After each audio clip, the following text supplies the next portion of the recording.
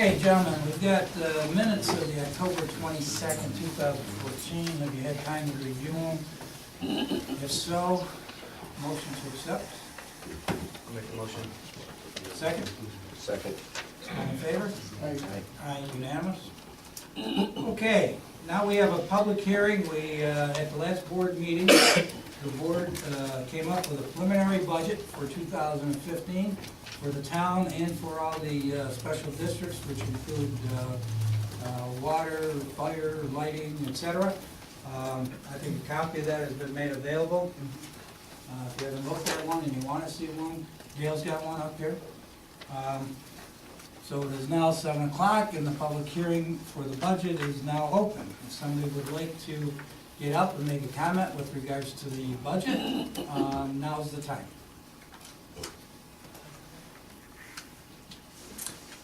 Okay, since no one has responded, board, would you like to close the public hearing or keep it open until the end of the meeting?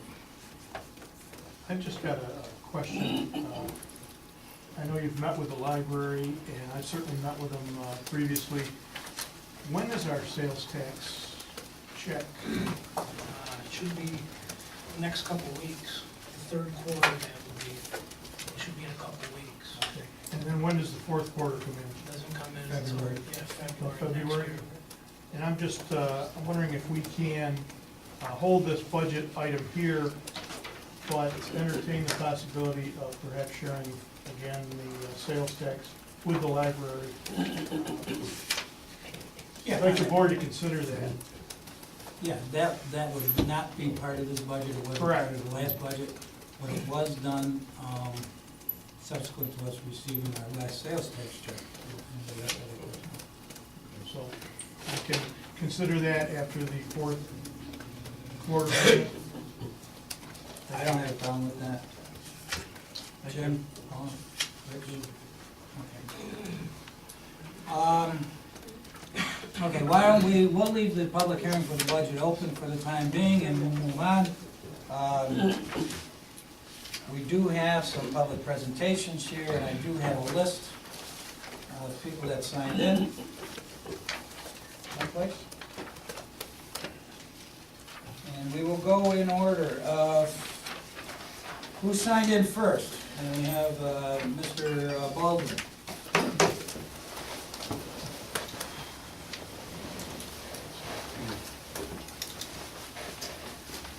Good evening, board members. I am Mike Baldwin and reside at 8944 Tibbs Road. I previously approached the board on 24 September requesting resolution to task New York State DOT to review my grass airstrip for compliance with state irrigation standards. I would like to address concerns I've heard from board members. From the 24 September meeting minutes, quote, Mr. Baldwin is currently flying in violation of site plan requirements and the town has received complaints from neighbors, unquote. In truth, my last flight was 8 September. When I received notice on 13 September to cease flying, I complied. I also informed Mr. Booth and Mr. Mesa that I would respect this notice to cease. So complaints received after 8 November were incorrectly attributed to me, and I was curious to know whether any earlier complaints were likewise incorrectly attributed to me. To find out what my neighbors really thought, I walked my neighborhood, engaged my neighbors, and asking them to sign a petition of support. I had 96 signatures, which you have in your packet. Only 2 of my neighbors expressed a complaint. One was that my airstrip would hurt the resale value of his adjacent farmland. The other was about noise. This was the only noise complaint I heard, and that individual also complained about road noise. During these conversations, 2 themes emerged. First, property owners do not want their property rights restricted without good reason. Second, many appreciate having an airplane in the neighborhood because it adds excitement and diversity and enhances their quality of life. 9 neighbors wrote down comments like, quote, my husband and I enjoy watching Mr. Baldwin fly his airplane over our neighborhood. We believe it is great that people in our community are permitted to participate in their hobbies in a responsible manner. Quote, "My children and I always look forward to watching Mr. Baldwin take off and land in his aircraft. It is fun to watch, especially for our two young boys." Quote, "I grew up around airplanes, and when I realized we had an airplane enthusiast behind us, I was very pleased. The engine is not very loud, and I wish him well with his flying experiences." In closing, I respectfully ask the board to pass the resolution I requested on September 24th. This tasks the New York State DOT to review my site for compliance with state standards, applying necessary aviation expertise to our site plan review process. This is the same procedure that Mr. Ralph Humphreys used in 2004. Furthermore, please consider the due process that went into the existing zoning law adopted in June. There are good reasons why airstrips are an approved use in agricultural zones, and my neighbors overwhelmingly support their use. Thank you. Thank you. We have Mr. Pinsky. Thank you. Oh, wait a minute. I'm sorry, you're here with the ambulance. Can we put you out of order? Sure. Because I think we have some other people with regards to, Steve, I can't read the writing. Franchot. Steve Franchot. Right, is this about the airstrip? Yes, sir. Okay, go ahead. First, I'd like to thank the board for taking the time to hear this.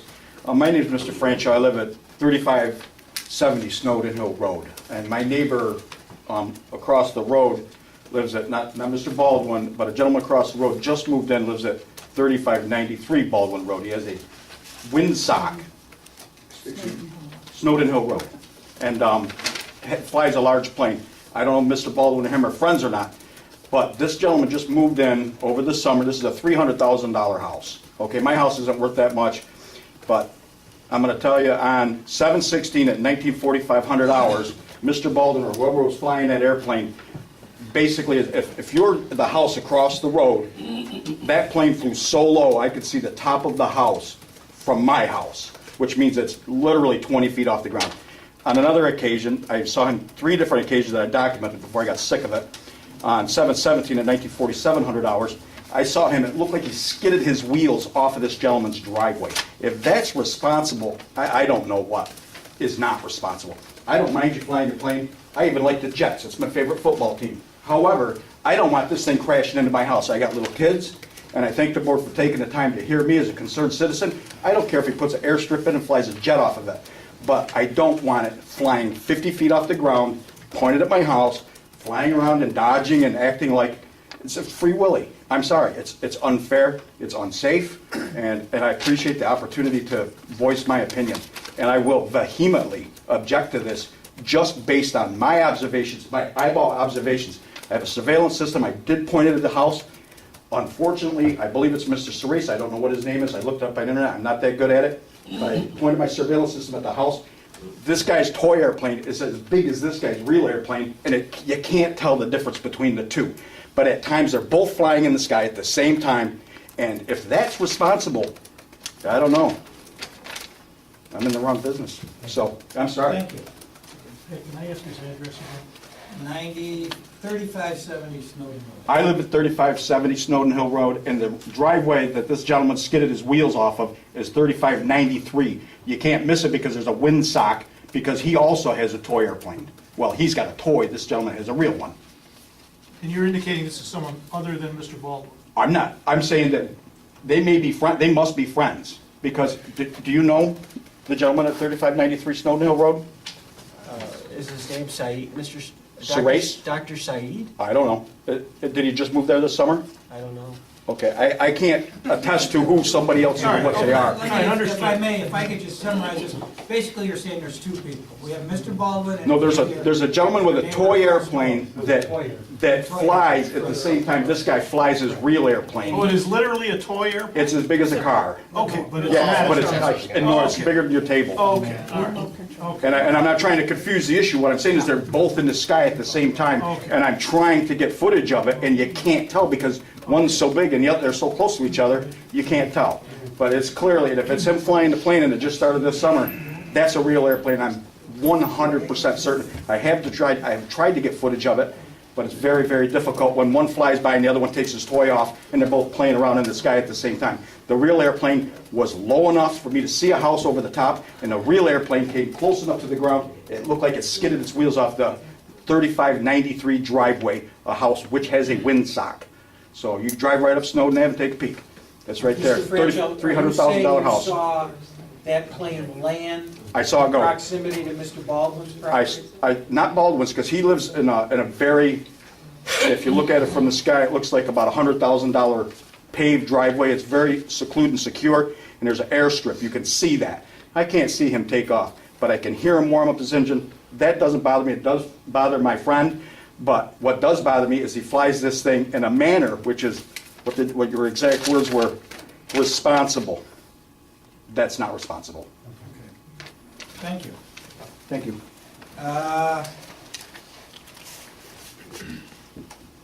Janine Van Dresser? I'm Is Teresa. it- I'm sorry. Hi. Is this the airstrip also? Yes. Okay, go ahead. I live at 3805 Snowden, which is directly in back of Mr. Baldwin's property. There's just a small ravine and a large row of trees between us. And I was terrorized all summer because I logged 3 instances where he flew right over my head. I was out on my deck, and the end of the airstrip is actually a crisscross, but the pattern. But he took off, and when he hits those trees, he's right over my house, and I could just about, it felt like I could touch him. And it happened 3 instances. A lot of taking off, landing, a lot of engine noise. You know, all summer long, I was miserable because every time I turned around, it was taking off or landing or, you know, circling my house, and actually pretty low in the front when he comes around to land. And I'm not, you know, I didn't choose to live next to an airstrip. I've been there 26 years, so. Have you ever had this problem before? No. This is something- This is brand new. It started around July, And you've been there how long? 26 and a half years. Never, you know, there's planes flying, but this is, I mean, one time it was so low, I was terrified because I didn't expect it, and I was out talking to my neighbor. Unfortunately, she sold her house and moved, but it was like an oh my God moment, you know, because it just, I didn't know it was there. And all weekend, constantly. And there's just the noise factor, you know, the engine, but mostly the low flying, you know. So I've been pretty miserable all summer. Not usually a complainer, but I was really frightened. Thank So, you. thank you. Sarah Silverman, is this about the airstrip? Yes, Okay. I'm speaking for a bunch of us. I currently live at 3737 Stone Hill Road. Thank you for listening to tonight. Mr. Baldwin's fact sheet, while interesting and well written, does not include the facts from anyone but his own personal interests. The long story on this is, the town approved the use of a landing strip on his property pending New York State DOT and FAA approvals. While all applications and petitions were filed in good faith, correct, and a timely manner, the town board removed airstrip from approved use of this property. The Baldwins believe that the new legislation restrict lawful rights as property owners because of a perceived public concern. Perceived public concerns are in fact real and not perceived. Formal and informal complaints were filed. More than a few isolated concerns have been voiced. All neighbors deserve the right as property owners to preserve the peace, privacy, and integrity of the residential property they purchased in good faith in the town of New Hartford. The Baldwins are extrapolating isolated comments about different and exciting events in a previously serene neighborhood to a broader base of neighbors. What about the imminent danger to homes, the wooded areas, and the high power lines? These different and exciting new events going on disturb the peace, create an air of privacy invasion, and disrupt the ecology of our area. It's noisy. When his engine revs, dogs bark. As he circles the area over our homes, our pets scurry inside and the birds at our feeders and in the wild disperse. Residents cringe in their own backyards as their private lives are observed. The effect on wildlife can only be guessed. And the establishment of an airport, regardless of size, may possibly open the door to future disruptive developments. If I wanted to live near an airport, I would have bought a home near one. In the 30 years that we have lived here, several minor disruptions in our peaceful neighborhood have been halted by the concerns of residents. The erection of a greenhouse for commercial growing, the establishment of a temporary used car lot on a front lawn, and the building of a bus garage. All of these objections were not meant to restrict lawful rights, but to preserve the neighborhood we love. We do not simply resist change. Many good changes have occurred that have added to the beauty and the property values here. New homes on large lots, beautification of previous farm acreage by the planting of trees. The resolution of the town of New Hartford to remove airstrips from agricultural zones does serve the public interest and does not intrude on the rights of property owners, but in fact preserves our rights to have a serene, ecologically sound private homes. Thank you for listening to me. I appreciate that. Thank you. Yeah, if I could say something, there isn't anything in front of this board right now other than the board, I'm Herb Cully, the board asked that I draft a local law to amend our zoning ordinance as it relates to landing strips being a site plan review permitted use in agricultural districts. If in fact the board decides to go forward with that legislation, a public hearing would be scheduled. This isn't a public hearing, but rather a public presentation portion of a regular meeting. I just wanted to clarify that.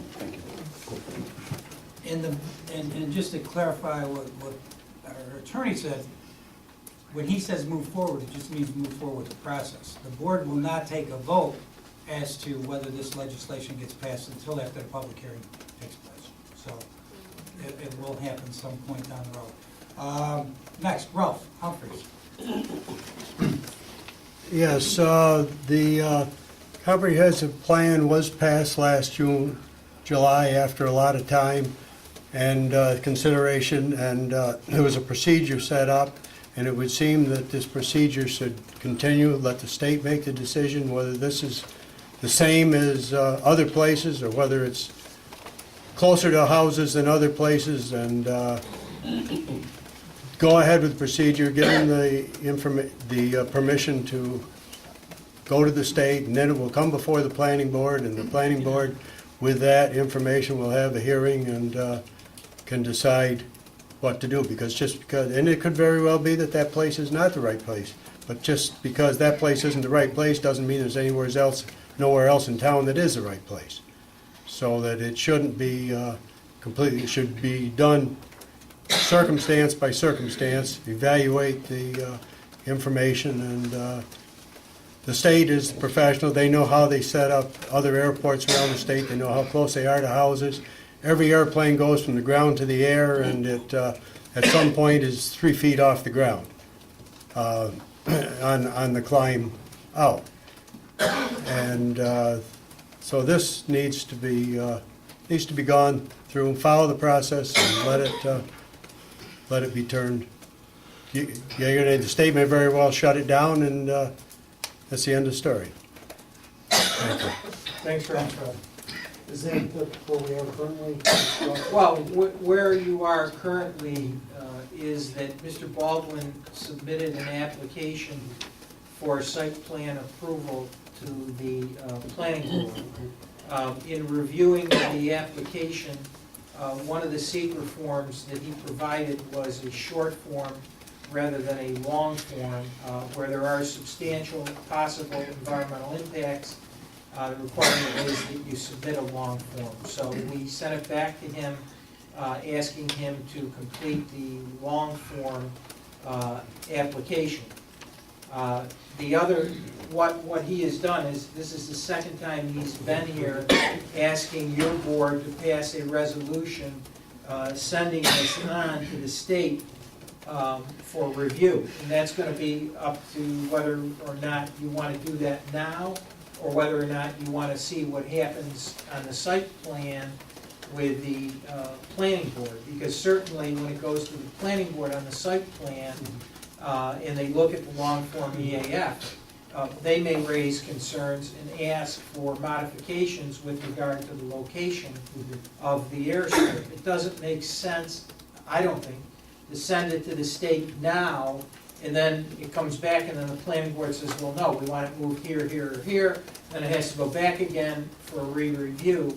It would seem, since it's a site plan review use in our ordinance, it would make sense that they proceed with their review if in fact a completed application comes in, and it either goes forward or doesn't go forward, and at that point, they send it to the state. So, long answer, I'm sorry. Is there any cost to us to send it to the state? No, Oh, so if we sent it, then, other than it gets, the time it gets sent, then you gotta wait till it comes back, then it has to go through our planning board process. If we go to the site plan review, planning board first, then to the state comes back and makes some substantive changes or recommendations or, Then it's gotta go back to the planning Planning board. board, So you okay. have So it's the double, same. that's you fine, have double hearings. that's fine, right. Okay. Before we move on to Mr. Pinsky, is there anyone else that wants to make a comment on airstrips, one way or the other, either for or against? Okay, Mr. Pinsky. Thank you. I'll send a letter to your attorney so you have my contact information on what I'm about to speak about. My name is Brad Pinsky. I'm with the law firm called the Pinsky Law Group. We focus our practice primarily in representing fire departments and ambulance services. We represent probably more than 100 ambulance services throughout the state. I'm here on behalf of Central Oneida County Volunteer Ambulance, and specifically about your letter to the 911 program that states that on July 9th of this year, you designated Edwards Ambulance as a primary ambulance service. And I wanted to express some legal concern and, more importantly, some true patient care concern. First is, there's no authority in the law for what you did. The General Municipal Law 122B says that a town may contract for ambulance services, but there's no contract. So we met with the county attorney. I think you will find that the county attorney's office also agrees that you can't do what you did, that the town has no authority to simply appoint somebody as an ambulance provider for an area, and thus removing the ability of somebody else who holds operating authority from the state, such as Central Oneida County Volunteer Ambulance, who has been serving this territory for a very long time, and who has a fixed station right in the territory. That'll be my second point. But if you were allowed to do it, the controller in numerous opinions, which I'll relay to your attorney, has stated that if you contract with an ambulance service, which is, again, the only authority you have to then appoint somebody as your primary ambulance service, all the money that comes in comes to you and has to be accounted for by you. They have to report to you on a monthly basis, and they then have to, if you want to pay them, you can pay them. If they want extra money, extra money. But the money is the same as the justice court, as the controller says. It's town tax money. And you have to have a resolution that creates a town tax bill, and you have to approve their rates by a town board. There's a very long process to do what you kind of shortcut it. More importantly, maybe, is that what your arrangement with them was, and I'm guessing you don't know this, your arrangement with them was that they're supposed to be at the old farmhouse building. They're not. We can tell you emphatically that we've been surveying them multiple times a day, and they are not where they promised they would be. In fact, their failure and or refusal, or maybe just straight out lies to you, to be where they're supposed to be, has resulted in a significant increase of a delay of patient care. So for instance, there is one call, we have the records, unfortunately I can't necessarily share them at this type of meeting due to HIPAA concerns, but we certainly can share all the facts privately. There's one concern with an unresponsive patient where the response time was almost doubled. Had they been where they promised they were going to be, they would have been there many, many, many minutes beforehand. But they weren't. They should have been, on another call, 2.4 miles away from the call. They weren't where they said they were, and they had just short of a 20-minute response time to that location. I'm suggesting that if your board doesn't do something about this, they're gonna continue to delay response time, increase response time, and they're not gonna be where they were. Making it worse is COC is right there, and in all of these cases, would have been there sooner. You know where they are. Now, what's happened since, apparently, Now, they're located in Kirkland, right? so what's So they're happened, not in the town of Hartford. they So are, when you say they're right there, they're really not right there, they're in the town of Kirkland. to the area that COC's been serving, Well, just to make it clear so everybody hears, Sure. they're not in the town of Hartford. to the area they've been serving, they have been closer to the call, right? And it's a fixed known location. So 911, knowing where COC is coming from, could make the determination, if you left it up to 911, who's closer.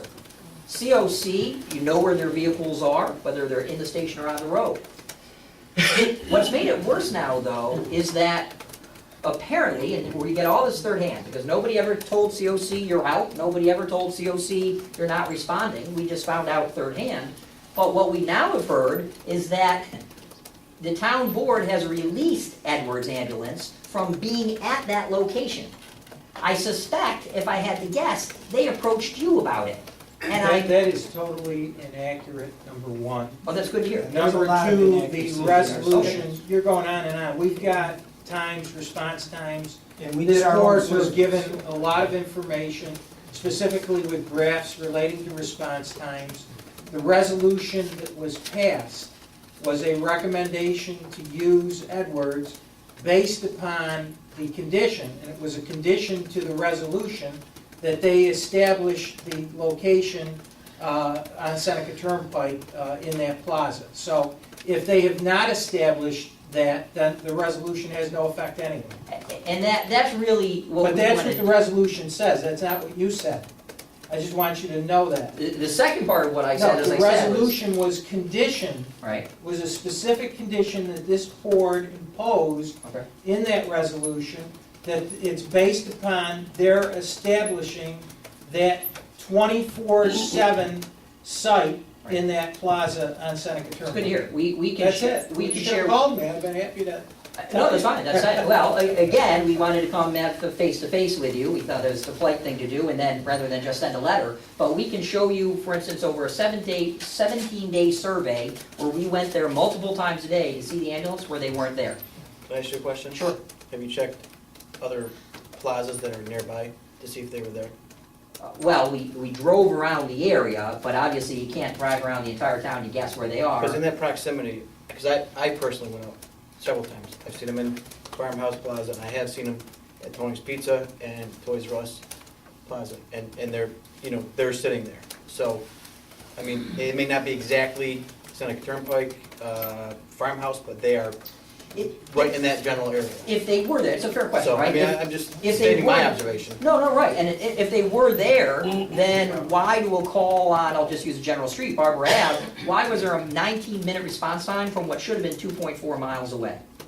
Right, we can point you to Right, the you can, and calls. they pointed us to incidents where Kovac's response time was substantially longer than theirs. Did they give you the priority of the call, I've though? got everything here, I've got all the graphs, I'm not gonna go through it now, but I'll Well, be happy to before share we- these with you. Okay, Sure. and that's Yeah. good. We're not going to debate this issue, but let me ask you one question. Sure. You said you talked with the county attorney, and did you talk to the 911 center? At the Because, same meeting as the county If attorney. you're trying to tell this board that something was done wrong, why are they doing it? Why is the county doing it? Sure, so what the county, not to put words in his mouth, obviously, feel free to call. We met at the same time with the 911 director and with the county attorney, and we presented the same issue.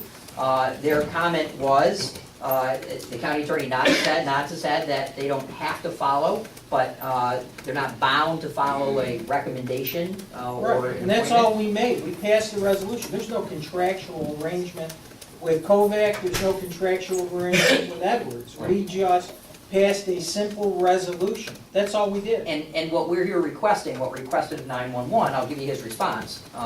What we requested of 911 is, we would ask that 911 make the determination, who's closest, right? You can tell where the COC ambulances are. They have a vehicle locator in each ambulance. 911 will know what they are, where they are. Edwards, you can't tell.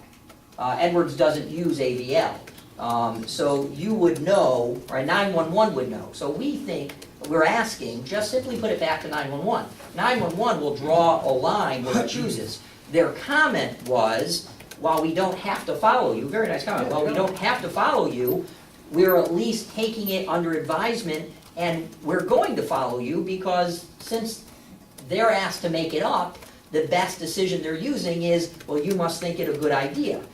We would ask that you rescind that and just allow it to go back to 911.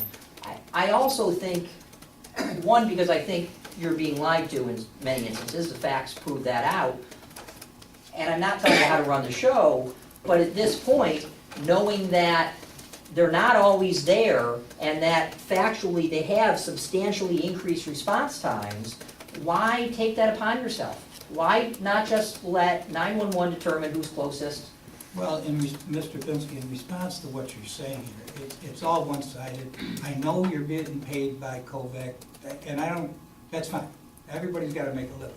But the point is that Herb has shown you that their response times, if we want to go back to specific ones, are longer, okay?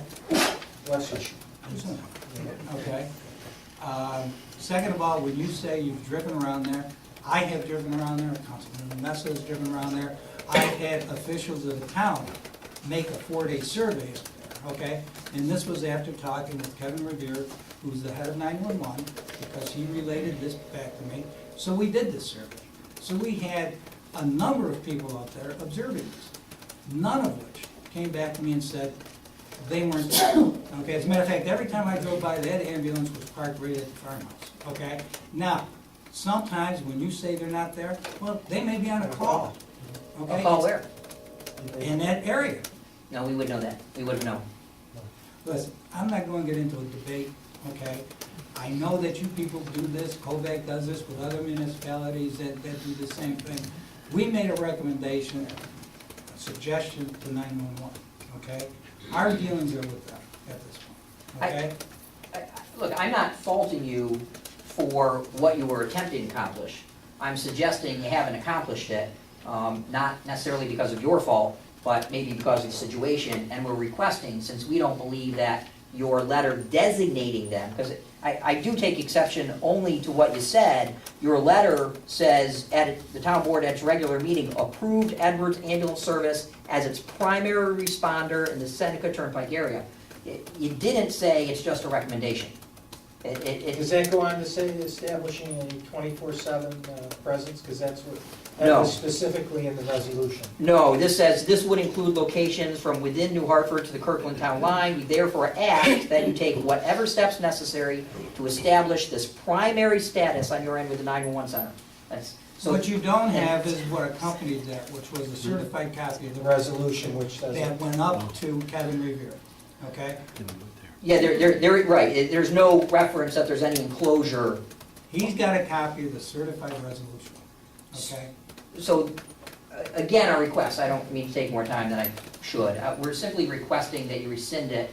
Let 911 choose based on whatever factors they want to choose. We think it takes you off the hook. If we can't do it that way, we're going to press upon you that we don't think you had the authority to write this letter, and we would ask that you, and I'll send you cases from the controller. We think you're going to be taking on more than you wanted with the whole contract process, and we don't think you had the authority. We didn't contract with anybody. We passed a simple Right. resolution and a recommendation. That's what the resolution is, so. Right, I mean, we just don't think the resolution, you had authority to do it, so we would just ask that you rescind it Thank you. and let the market take care of it. Okay. Anyone that would like to make a comment, since we're in public presentation here, about anything? Okay, that being said, we'll close the public hearing, we'll close the public presentation portion, and we'll move on to the reports of the town officials, standing committee, and we'll start with Councilman Wood. We have a- Town clerk. Yep, we have an agreement for credit and debit cards there. I had spoken with Gail a couple weeks ago about the proposal. Are we ready to go with that, Gail? Yeah. Okay.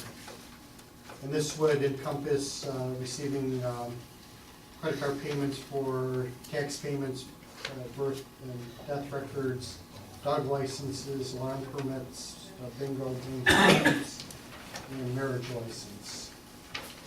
You have a contract ready to go?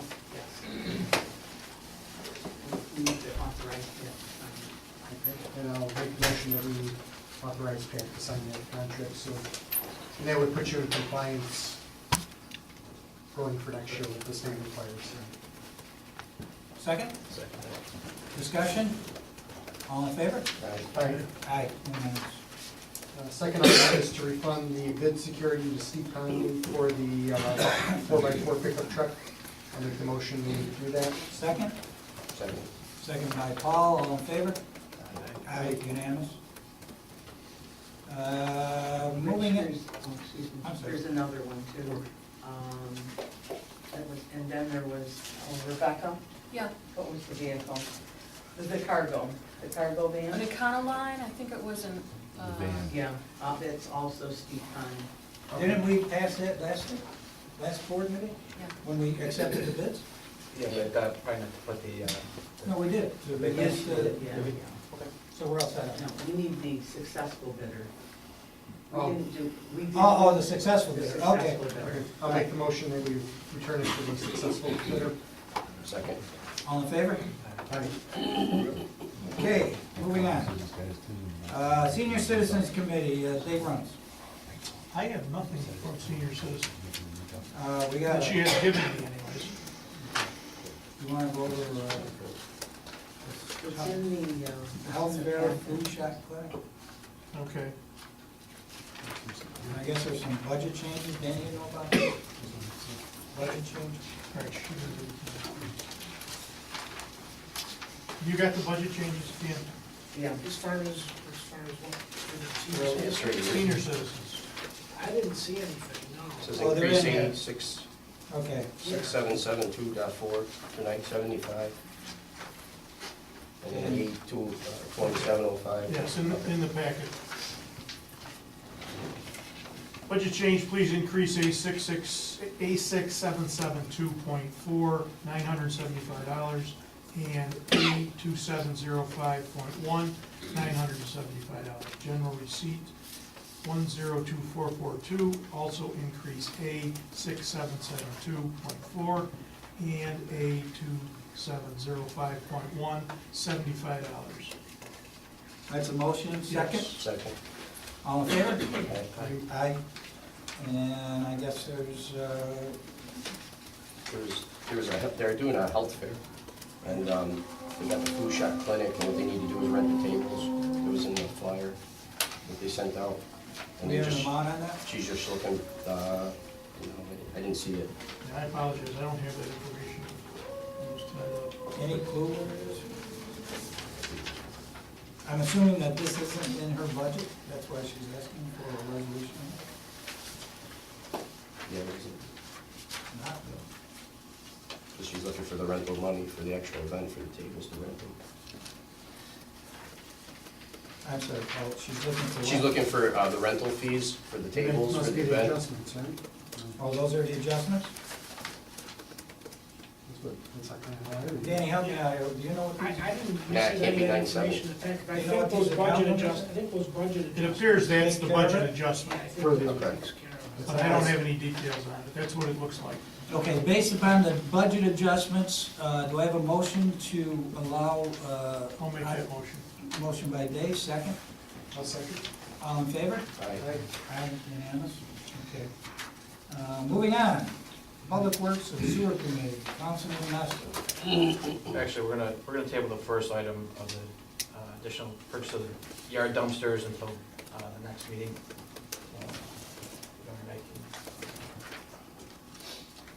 Grange Hill Road. Yep, just basically looking to see what the next step in the process is, whether we want to proceed with a survey, and if so, Rick did obtain a couple quotes in your packet.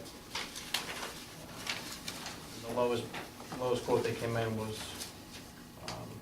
pronounce it correctly, Popoli Group for $15,635. What was that name again? Popoli, P-O-P-L-I Group. Ripped out of Syracuse? Yes. This is broken down into two projects, Rick, That should do the survey for the whole for thing? the whole thing. Okay, While they're there, it'll be all done. okay. Okay, so the Potley Group is, came in lowest at $15,635. That's the total, which includes a survey and some road maps, et cetera. I take that as a motion, Jeff? There's a motion. Yep. Second. Second by Paul. Discussion? All in favor? Aye, unanimous? Okay. Next, it's not on there, but just, Rick and I just discussed this before the meeting, just to give you a quick update. The town guys did complete, from Mohawk Valley Community College, their OPP snowplow, one-man plowing training. So as you see that in the packet, of all the guys there. Also, just a quick snapshot, Rick gave us from 2009, the curbside trash pickup.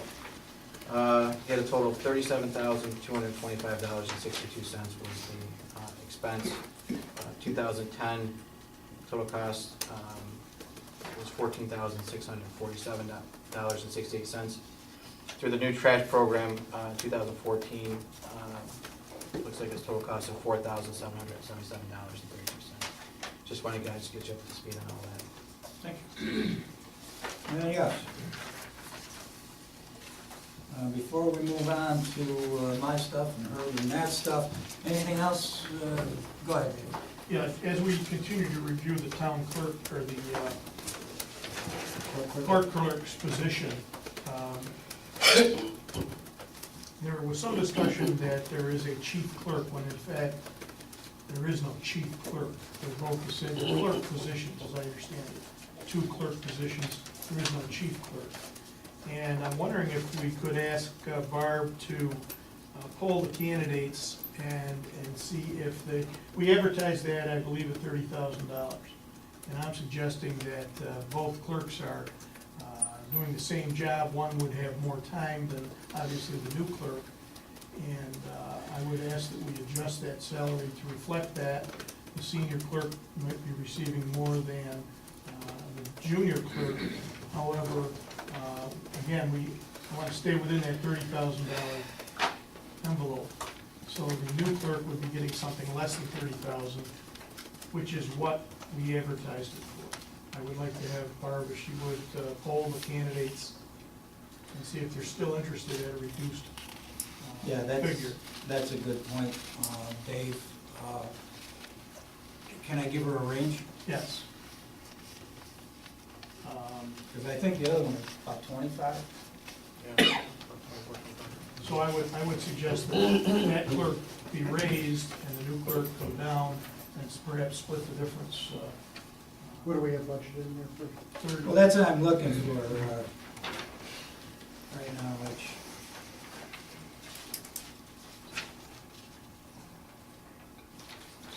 What do you I think? think we're in a position we gotta probably get back to these people. Well, I agree, but I think we need to clarify this before we go into that. As you say, apply for a chief clerk at $30,000, which is what we're doing.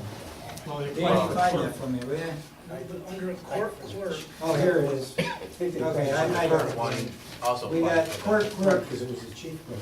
Wow, so, I mean, we got court clerk right now at 32, we got assistant court clerk at 22, so we got a big variation. Assistant court clerk at 25, wait a minute. No, court attendance at 22, assistant court clerk at 25, so 25 on the low, 32 on the high. Right, and we advertise it for 30, so take the 2 off of that.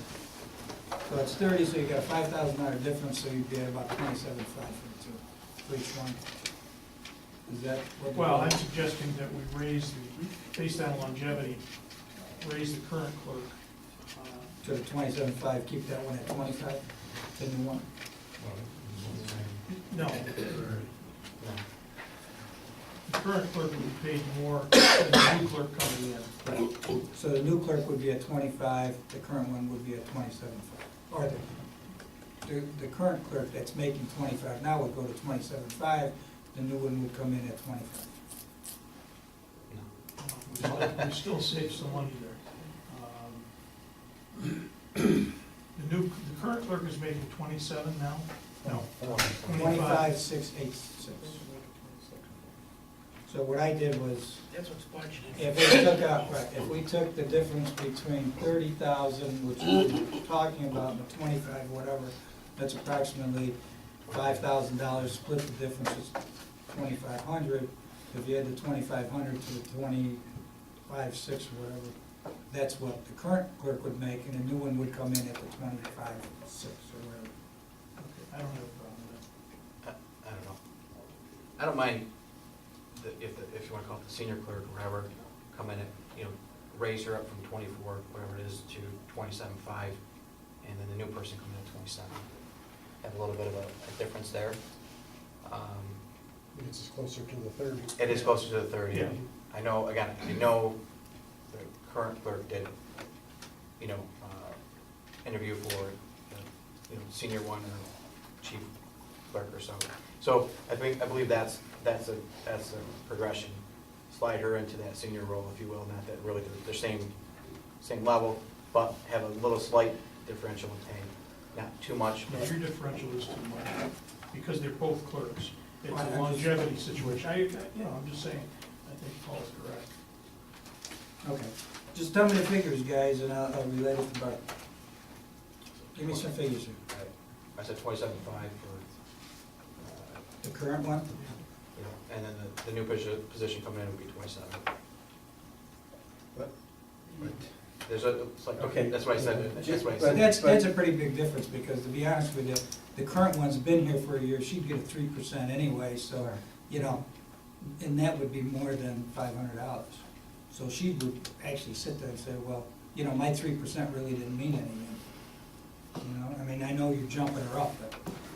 She'd still get 3%. But what I'm saying is, the difference between a brand-new person and somebody that's been there for a year should at least be 3%, because the person's been there for a year. So what are you gaining from the new person?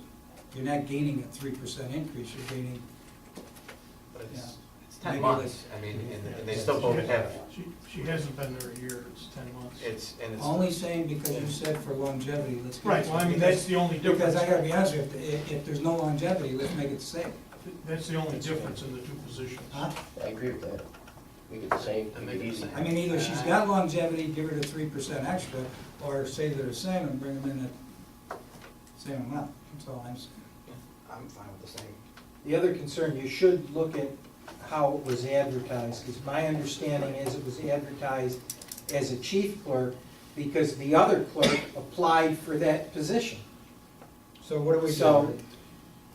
I just want to make sure everybody is aware that it isn't a quote-unquote, there is no chief clerk. That's correct. And it's a clerk's position. And both are the So same. I think that Barb would have to contact the 3 top candidates and just say to them, look, it's now being adjusted, it's a clerk's position, and the rate of pay is not 30,000 or 32, it's 27 or whatever you decide on.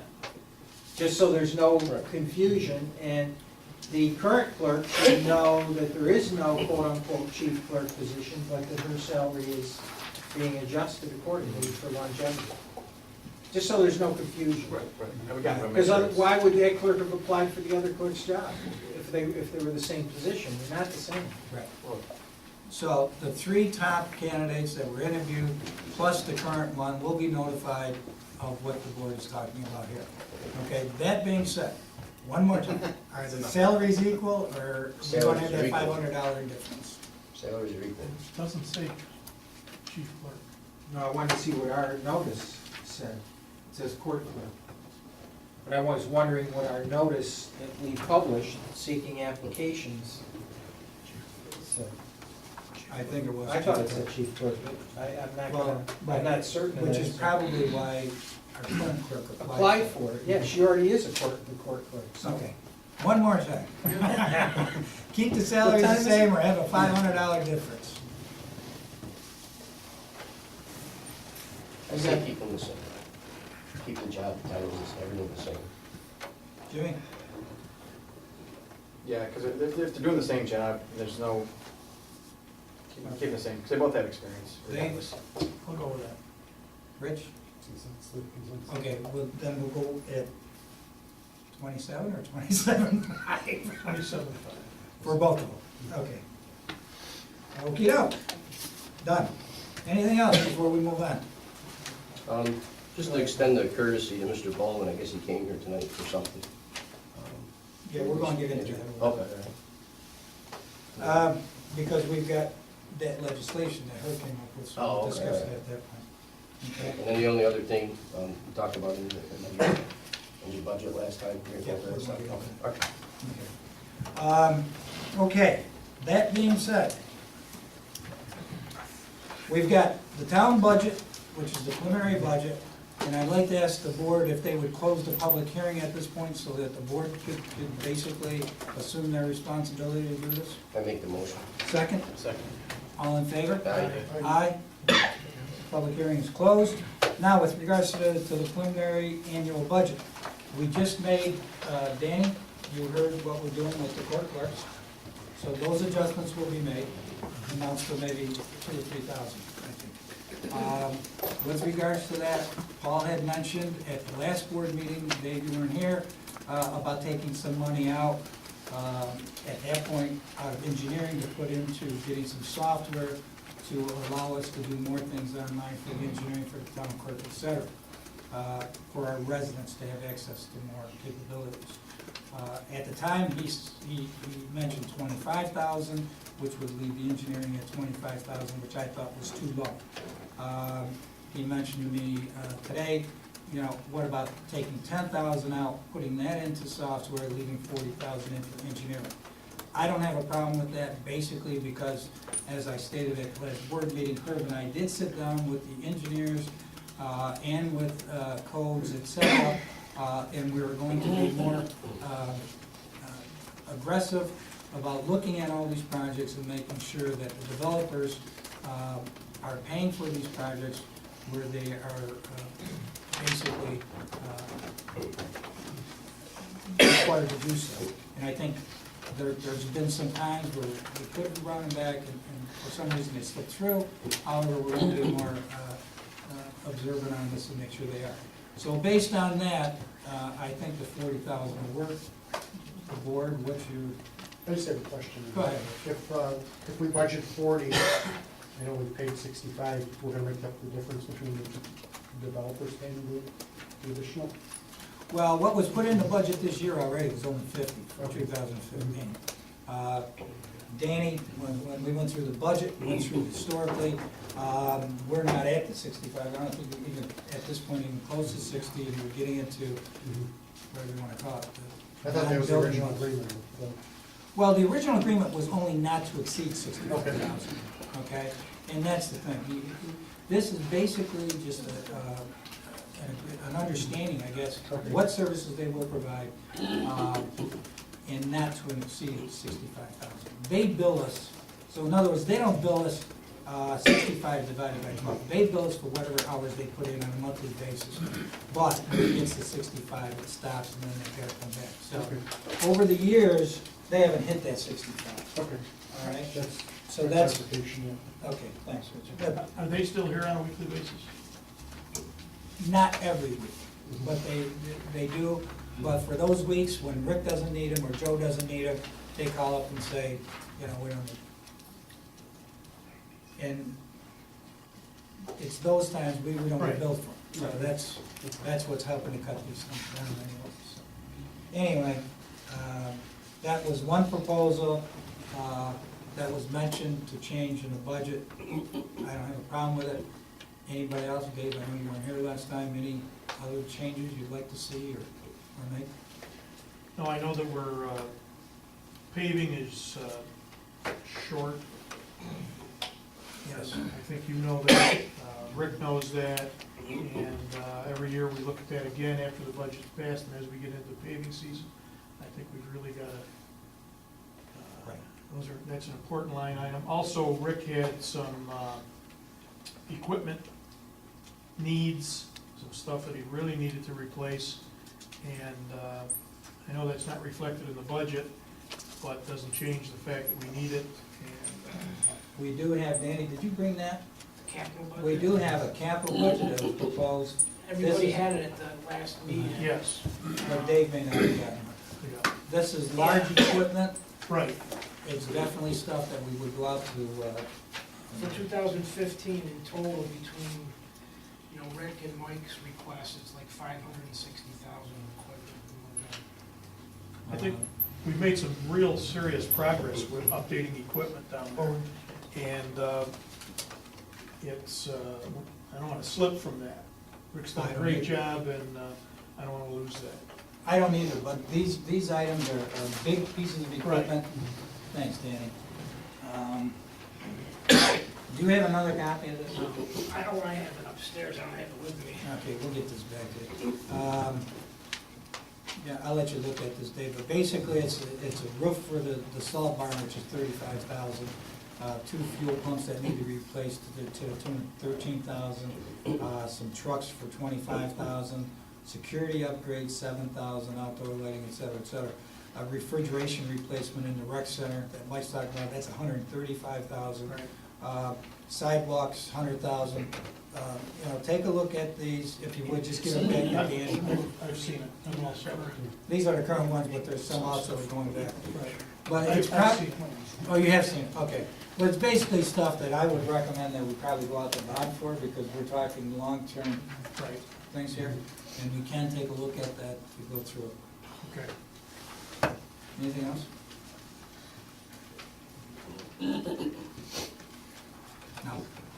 Okay, we've got Paul's recommendation here to change that engineering from 50 to 40, transferring 10,000 to a, up into software, I guess, software purchase. We do have an account for that someplace, don't we, Dan? Yeah, I'll have to. Computer or something? Yeah. One of those. Do we have a consensus to make that change? Yes, that? So 40,000 engineering.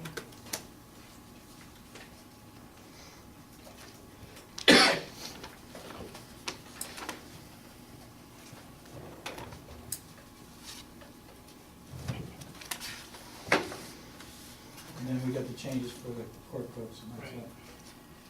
Okay.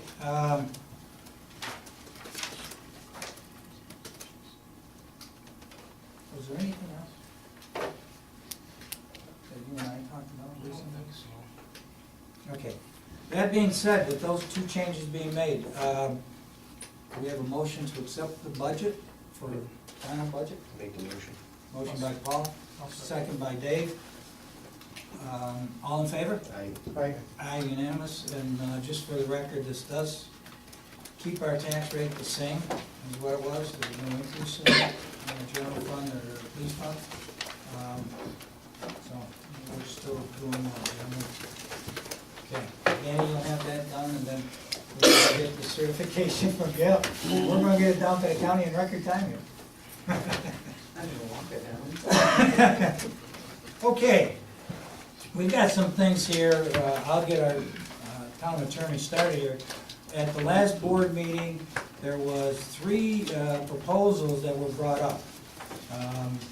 We'll take them individually, and Paul, I know you're gonna have a comment or 2 on some of these, as well as the rest of the board. But we have one here with regards to, Paul, what you were getting at, I think, and it's a local law to amend the code of the town of Hartford, chapter 118, attachment 3 commercial uses. It basically would eliminate the airport or aircraft landing strip there from the agricultural section, which is now in our code. So basically, we changed our town code to eliminate those. That's the first local law. The second local law would be to change the planning board from 7 members to 5 members, thus eliminating 2. And I'll let, again, Herb get into these more. And then the third local law would be to change the zoning board of appeals from a board of 7 to a board of 3. Now, if, as Herb mentioned before, if you decide to go through with these, at least for the airstrip portion, we require seeker on this. So that would have to be, at the December meeting, we would have to set up a public hearing. And with regards to the other two, I don't know, we could probably do them at the same time. Yeah, we can at the same Well, we time, can there's do no that. secret requirement on Right, but we could do those. the number of members of the boards. Right. We would probably have enough time to do that at the next November board meeting, if you so desire. So, that being said, we're open for discussion. Gentlemen, we'll start with, what do you want to start with, the airstrip? You might as well. Basically, what this does, again, is we're not passing a law here, we're basically just saying, schedule a public hearing, at which time, you all know how that works, we listen to the public, hear what the comments are, and then we take a vote as to whether to adjust it or amend it. Well, I had a comment. One is, Sure. I know Mr. Baldwin came in, and I didn't have all this information before and stuff, on the airstrip. He's requesting, and I guess, say if I'm wrong, he's requesting that they go to the state, and the state give a determination if this should be allowed or not. Is that something that we could do before we actually act on this, to see what the state has to come back and see what their comments are at least? Well, I think these are two totally separate items. I think the concern that was raised is that at the time that the zoning was amended and adopted, I don't think anyone was aware of the ability to put an airstrip in an agricultural district. So when that came up and there was concern by residents with regard to the location of the airstrip, especially in this case being Tibbetts Road, which is in close proximity to a number of residential areas, the thought, I was asked to draft a local law to amend that ordinance to remove that use. Yeah, and this is an issue, it's not so much whether we send it to the state, let it go to the planning board, whatever. It's a matter of, does this board want to change the zoning ordinance? You know, do we want to allow airstrips there? My guess is, and I've never gone through this process, but my guess is that whoever certifies to this, the FAA or DOT, whoever it is not going to say no, they're just going to say, here's what we want you to look at, okay? Planning board obviously has different requirements, so they may come through, and there's a possibility that they would deny it, okay? But not necessarily, because they will go by strict interpretation of the rules and everything else. So just by putting this off on somebody else is not going to solve the problem here, okay? And I hate to call it a problem. I call it a problem because you've got two sides to this thing here. You've got residents who don't like it, they don't like the noise, they don't like Right. the thing. And then you got the other people on the other side who would like to have this. And that's a board decision. I don't think that can be left up to DOT or the planning board or anything else. We set the code. I think it's our responsibility to determine whether we have them or we don't have them. When we went through the quotes, and there's a lot of things, I mean, that's a very voluminous code. It took Joe months and months to go through it, and along with River Street, the people that put together. And you just can't look at every section of the code and try and determine what's going to happen down the road. So it's a work in progress, if you will, as we move. Dave? Well, I think while the code allows it, I don't think they allow, or a planning board or the town board is not going to condone or allow the activity that was described here this evening. Or perhaps the layout of the runway, and I don't know, but I'm just saying. Dave, you're right. It may be completely acceptable in an agricultural area to have an airstrip. Now, how that airstrip is used, its configuration, its hours of operation, all that stuff is up for discussion, in my opinion. That's where the planning board comes in to make those decisions and recommends. Well, the planning board recommends back to the planning board didn't take care of it. That's right. That's right. But the site plan approval process, and I didn't bring Mr. Baldwin's application for site plan approval, but if you look at his application, you will see crisscrossing runways, which are in extremely close proximity to property boundary lines. And we didn't, So, my only input is it would seem to make sense to let the planning board look at it first, because under site plan, they may say, hey, we would never approve this, you're too close to residential dwellings, you're gonna have to move it here, move it there, it's gotta be shorter, you gotta take off away from the houses, whatever. So at that point, we have that input, and if they approve it based on those changes, then it goes to the state right. for their review, because to send it to the state, especially the way it is, and you haven't even seen the way it is, I've seen the way it, I'll be glad to give it to you, I thought I had it. I wouldn't make a decision on sending it to the state until you saw it. But we're And not saw the discussing cost whether to pricing. send it to state. No, no, We're talking what I'm about saying whether to is- pass the law. Right, I got you're right, I got it. Okay, and the thing, back to your question, Dave, or your comment, okay? I think when this was going through, you know, agricultural land, you know, agriculture being a place that doesn't border on residential, that if you're flying does not impede the sanctity of the residential houses that are that close. You know, that's a Yeah. site plan review issue, in my opinion. Well, I think it's a code issue, personally, because, you know, if you're going to allow, you know, a lot of places throughout the town, because of the way the town's built, and it's not only something that we look at now, but also down the road, you have a lot of residential neighborhoods that are built right next to agricultural zones, You're always gonna have. which means that, you know, now, if you're gonna allow airports, they're going to be flying over these residential neighborhoods, okay? And if you allow it under this, even if they go into a site plan review, as long as the planning board goes by their rules and regulations, they're not gonna stop it, okay? They can't come up and say, we don't agree with this law, okay?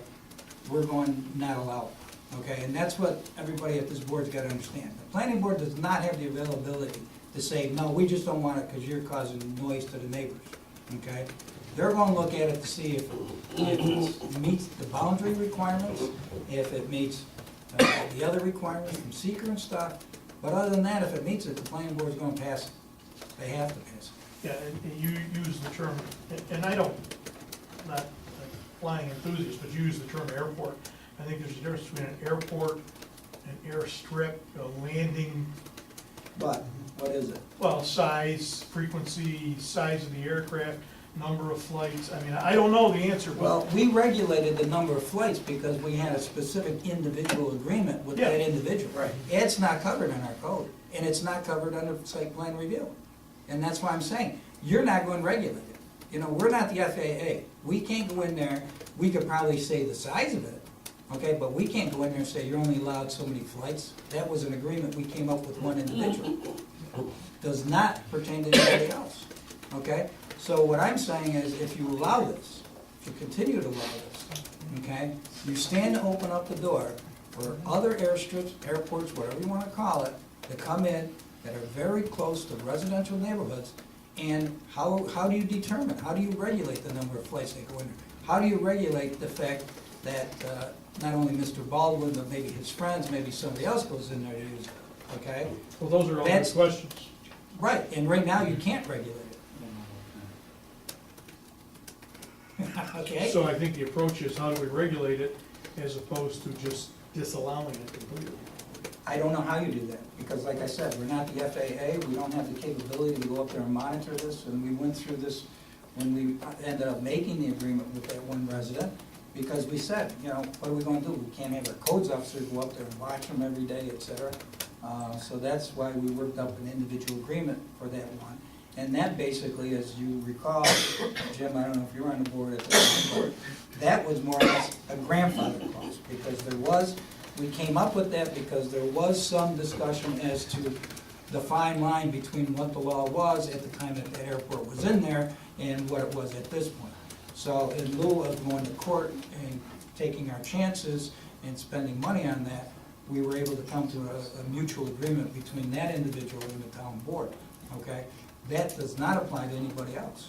And what you're doing now is, you're going to allow, and maybe Mr. Baldwin may be the most responsible person on the face of the earth when it comes to flying. He may only fly in there once a month. But what happens to the next guy, and the next guy, and the next guy, and the next guy? I guess that's my question. What teeth do we have to regulate going forward? Well, under a site plan approval, it's a permitted use, as long as the criteria are established. Obviously, in this case, I think when the planning board looks at the close proximity of the air paths or the landing strips to residential dwellings, they may require substantial modifications, which they can do. As to location, direction of flying, they can try and impose restrictions. As to the hours of operation, number of flights per week, no one else other than he use it. So they do have some ability, but not, obviously not the extent. If you ban it, you ban it. And I think that's the distinction.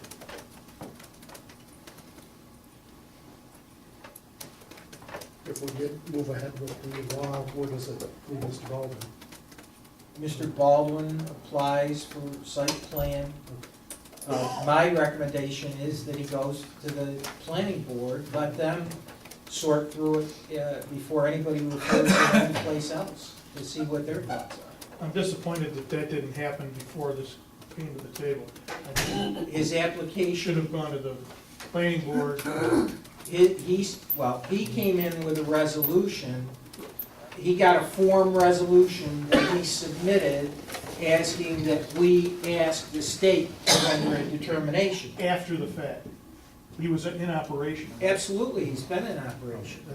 I'm disappointed that that happened. Well, you're right, Dave, and here's the thing, because it was mentioned before.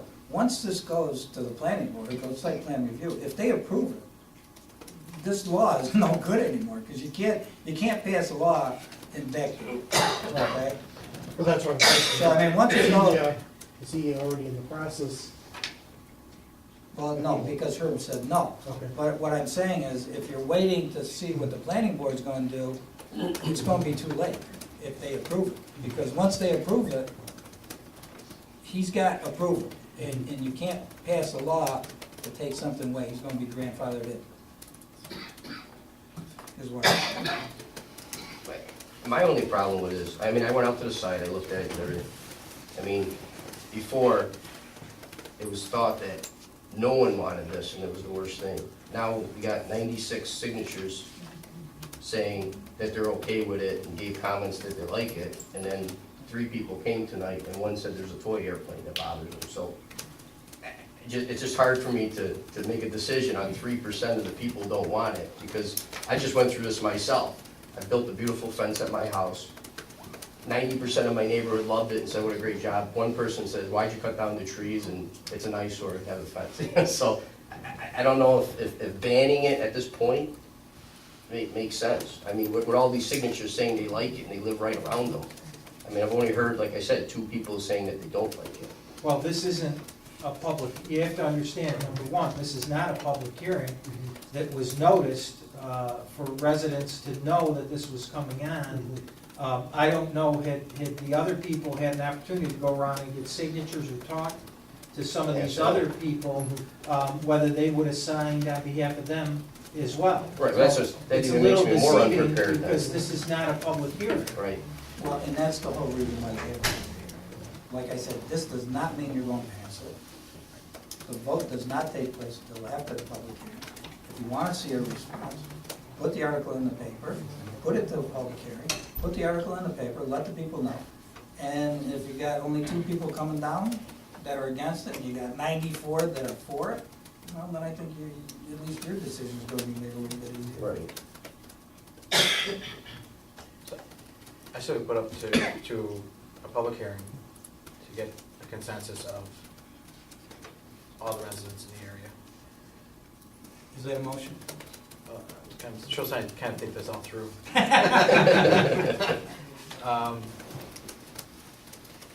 So, and at that point, I guess, we'll make a determination whether it goes on to planning board and. That has nothing to do with planning board. You're just, Well, this is a well, yes. local law Right, but to amend the ordinance Right. to eliminate But that that's- as a use. but I then I'm think saying what Jim's saying, if it doesn't get passed, then it goes. then it goes, Right. exactly. All right, So, is that a motion? It's a motion to go to public hearing. Did you get all that, Gail? So you're moving the local law. Gail didn't get that. Would you Schedule please just public hearing. repeat that? So he's not on the new copy for. Introducing the local law He isn't at this point. to change the comprehensive zoning. Zoning law, Yeah. chapter 118. 118. You have the law, right? Yeah, it's the one that you. Yeah. Oh, all right, okay. To eliminate airfield and airline Airstrips. districts And and then- agricultural districts. To schedule a public hearing, and then at that point, we'll determine. And that's what, December? Huh? No, question, I know with the zoning board, they send out 500 feet of all the neighbors. Now, we won't do that, it's just. No, gonna it'll be published in the paper. Well, is there a way to send anything out to these people? Because, I mean, again, if they don't read the paper, then no one's gonna know to come Well, either. we can, and we can put it on the website. You know, if you want, we'll put it on the website anyway, but if you want to, Well, you have citizens here who I'm sure are gonna go get people to come out both ways. That's gonna give us, I think, the best, the best. Yeah, let's see what the option. people really feel. Right, I mean, because, like you said, Paul, you have signatures. Yeah, I mean, you got 96 people and 2 You people know. said no. so- Right, so let's leave it to that, I think, right? We would be saying that no airstrip in any agricultural area that's right. is. That's the only place it's permitted, Right, and we're saying nowhere. it would not be permitted any place in the town. Right. Well, yeah, because you would have to change that law. And if you wanted to have some new law, then you put it in there. Anyway, do I have a second to Jim's motion?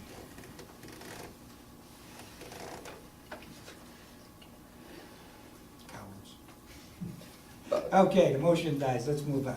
Second one, let's see how brave you are on this one. Okay. Zoning Board of Appeals, we'll take the good one, okay? Go from 7 to none, I guess. One. Or 3, 1. 7 to 3 members on the zoning board. Let's start with the good one, okay? Thoughts on that? Right, we should reduce it? Me? You guys decide. Well, you know, it used to be that we used to have representation from the 2 villages, okay? We don't have that. Okay, we passed a resolution years back that eliminated that. And I think that was one of the reasons why instead of having 5, you had a 7, okay? With regards to 3 is the minimum you could have. State recommends 3 or 5, okay? My feeling is that the zoning board of appeals is just that. It's, if somebody has a hardship, a true hardship, then you go to the zoning board of appeals and ask for relief, okay? The problem is, okay, what I have seen is that the majority, the vast majority of people that go before that ZBA do not have a true hardship, okay? They just don't like the code, okay? And they want to change for their specific house, okay?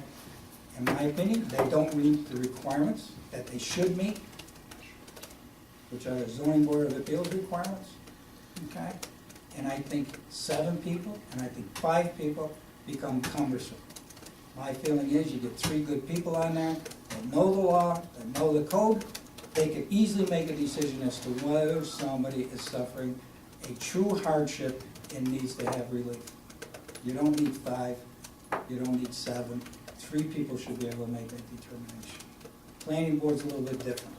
Planning board, I agree, 5 people, I don't even have a problem with 7. But with 5 people, now you can put some people on there that have some experience, like we have now, with several of our people that are into that type of profession, where they author a lot. That comes when you're planning and you're designing the town, et cetera, et cetera. Zoning board to me is plain and simple. Either you meet the hardship requirements or you don't. Here's the law, what's the hardship, that's it. 3 people, done, and you have to do it. To be honest with you, I think we have too many, don't? I mean, to me, zoning of a board of appeals, if you meet 6 times a year, it should be a lot. I mean, we just passed a zoning ordinance. I don't know why 7 people or 5 people should be making changes to what the town board did after a public hearing. That law is based upon public input. It's what the public wanted, and why 7 people should be changing it is beyond me. But anyway.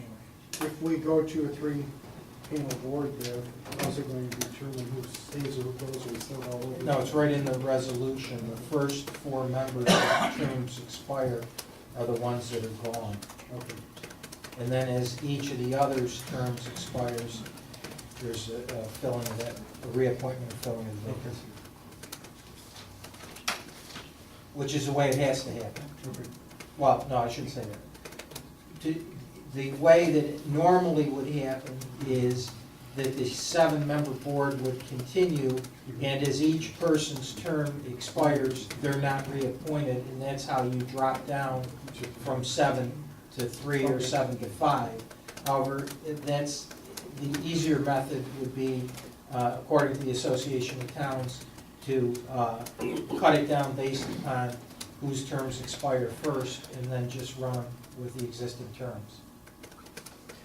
Well, I'd like to agree with Pat. My only concern is attendance, because I've been at zoning board meetings where 3 people weren't there and we had 7. So, that's the only concern I have is attendance. I mean, Well, because if they schedule a meeting and one person don't show 2 weeks before, somebody takes off or somebody sets their stuff up to go, and then that happens, then there's no meeting, and then the person gets pushed off another month.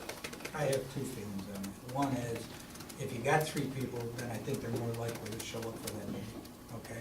Second of all, I think if this board shows up, and I think the attendance at our board is very, very good, okay? If you don't show up, it's because you're out of town or medical reason, you don't show up. If people on our boards, 2 or 3 at a time, are not showing up that often, then we ought to take a look at them and see whether they should be on that board anyway, okay? This is not a volunteer position. I know they don't get paid a lot, we don't get paid a lot, but they still get paid, and they get paid to be there at every board meeting, and I think they only show up once a month, isn't it? I mean, if you can't take a once-a-month board meeting, and a lot of them get canceled. There's months where they have nothing. Yeah, doesn't the secretary, Dory, call? Usually, yeah, checks with everybody, You know, just a and if there's a problem, then she'll reschedule the meeting So, I mean, to there's a- accommodate people. check in place. Has anybody talked to the chairman at all? Not that it's a determining factor, but has anybody talked to the chairman? That is. Somebody I have with Mr. Bogart. He's fine with reducing his board. I didn't reach out to the planning board yet. Did you talk? Yeah, I talked to Ellis, he didn't seem to have a problem going from 7 to 5. You mentioned hardships, and it's been my experience at the meetings that you've been there, I've been there. It's the simpler issues, like a porch, a covered porch or something, or an extension of a foot for a patio, or the fence issues, which are not hardships, certainly. That's what I'm talking about. They're not hardships, That's what I'm talking about. but they still have to have approval. Only if you allow it. The zoning board is there for hardships, and that's what I'm trying to get at. They run through down the list, and you hear it every time you've been there. Right, the Okay, criteria. is this self-imposed? Is this is a hardship? And they say it right there. Well, if it's not a hardship, they shouldn't be there. Well, there are other criteria also. That's right, but the hardship is there. Tell me if I'm wrong, Herb, but if the law is producing an extreme hardship to somebody, then they go to the zoning board for relief. It's not to say, hey, listen, I wanna have a bigger front yard, but the law says no, can I extend my yard 6 feet? Well, can I cover the front porch? That has to be approved. Right, And if there's no logical reason to disapprove it, why would you disapprove it? well, are Because- you saying that because our it's code is a not hardship? logical? Because it's not a hardship? The only reason it wouldn't be allowed is because our code says it's not supposed to be allowed, and we just spent $65,000 to come up with this thing. And, there's reasons why we don't have that. Could be that the neighbors don't want it, whatever it is. I mean, Well, certainly There's they have a- the option to voice their opinion, but all I'm saying is some of these minor changes that go to the board should be approved. It's simply logical. It's Well- not a hardship for anyone. It has no That's right. negative impact right, on the town. right. And if It it's not a enhances- hardship, then it shouldn't go before the ZBA. is what And I they shouldn't be allowed to do it. Well, if it's in the law, then you're right. And if, Dave, you gotta go by the law, I'm sorry. I That's, understand. We're here for justice. And the point is that, again, if the zoning is not right, then it's up to this board to make that change, not the zoning board of appeal. If you think that it's right, that anybody should be allowed to put a roof on their porch, No, I'm not then you saying should that. go ahead and change that law. But one person should not go to the zoning board because they want a roof on their house, and the zoning board okays it, but anybody else in the rest of the town, you can't do it unless you go to the zoning board. That's not right. That's not right. Every individual should have the same rights in this town, okay? That's If right. not, then it's determined by this board, not the zoning board. Well, that's why the zoning board is in place, appointed by this board to make those determinations and decisions. When there's a hardship, not overall. They're basically, and I've been to the meetings, they're basically changing town law down there. That's what they're doing on an individual, It's the zoning individual board of basis. appeals. That's right, for hardships. In other words, is that law providing a hardship to you? Well, not Having a every, roof on your porch, I don't consider it to be a not hardship. every change is a hardship, but every change may need the ZBA's approval. Well, put it this way, that's the only way you could change the law, okay? Whether they should even be hearing these is a different story, okay? The law is there because that's what the people wanted. We had a public hearing, we had informational meetings, this board's elected by the people, that law is done for the people, okay? Now what you're doing is you're giving spot okays to people that don't like the law, okay? I want a roof on my porch, it's not allowed, give me one, okay, we'll give you one, we'll give you one, we'll give you one, and I'm gonna tell you something. I've never heard too many no's coming out of that ZBA. So if you want something, just go to the ZBA and I'll give you a variance. But we have two issues, two separate issues here. We're talking about the member size, and then we're talking about what they actually do. So I think not to cloud, and both sides are valid. Let's get to the point, I guess, of are we gonna reduce the size or not? I'll make a motion to reduce the size to 5, from 7 to 5. The zoning board. Second, all in favor? Well, you're making a motion to, we go forward with the local law. Right, and then for the public Yeah. hearing, From And seven to to five. schedule a public hearing. because, Now, that's for the zoning board from Yeah. 7 to 5? so Yes, you just have to change my section one, Okay. Gail. Where I said 3, you're gonna put 5. Okay. And I say no. That's 4-1, Gail. Now we'll go to the planning board. Did you schedule the date for the public? Yeah, Gail over gave December December 10th. Okay. Okay, planning board. What do we got on this one?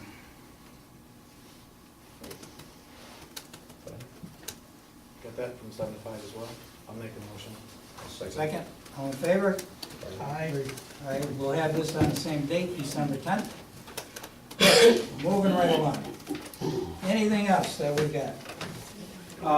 Rick has negotiated or talked to CNA Insurance regarding our subrogation claim for $3,500 in damage as a result of the incident at the Onondagas. They have offered to compromise and settle it for 75% or $2,625, Rick? Yes.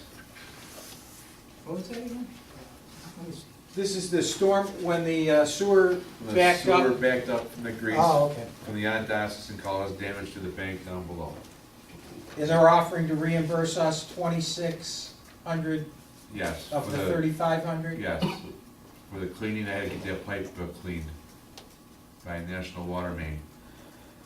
Did we pay $3,500? We paid $3,500, but they cleaned from the Onondagas all the way down through the bank, past the bank.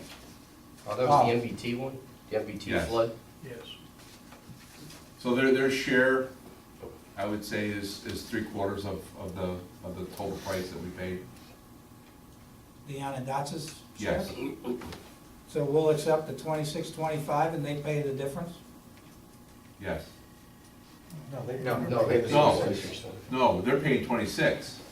Isn't that coming from the insurance company? Yes. Yes, And who picks up the other? we did.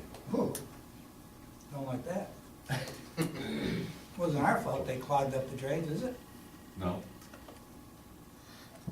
Board, what do you want to do? Why'd they come to that determination though, Rick? Well, the insurance company just said they're going to pay 75% of the thing.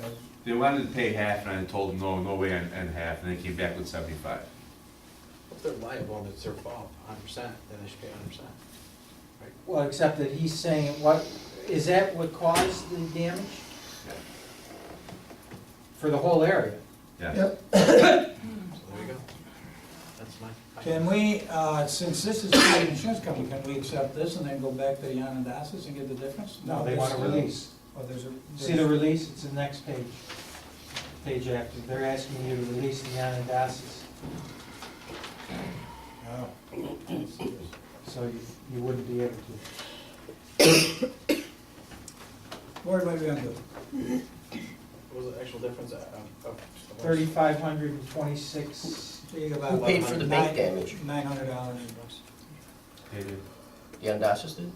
Their insurance company. Oh, paid for at MBT, the full shot, or did it give them I 75? don't know.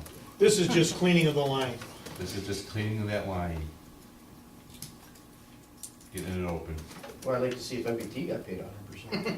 Well, Well, I should pay us 100% too, but. Also goes back like to my original statement. I would doubt if the bank's gonna tell you what they received, but anyway. If we're at no fault, I mean. why What do you would- wanna do, gentlemen? Thoughts? Are we inspecting their situation now, the grease trap situation? Are we charging? No, it's not. Seriously, are we charging? We charge for those inspections, right, Rick? No, we don't. No? Okay. Not No, at we're this not point. charging. Well, we should start charging. Just, we're gonna charge them $900.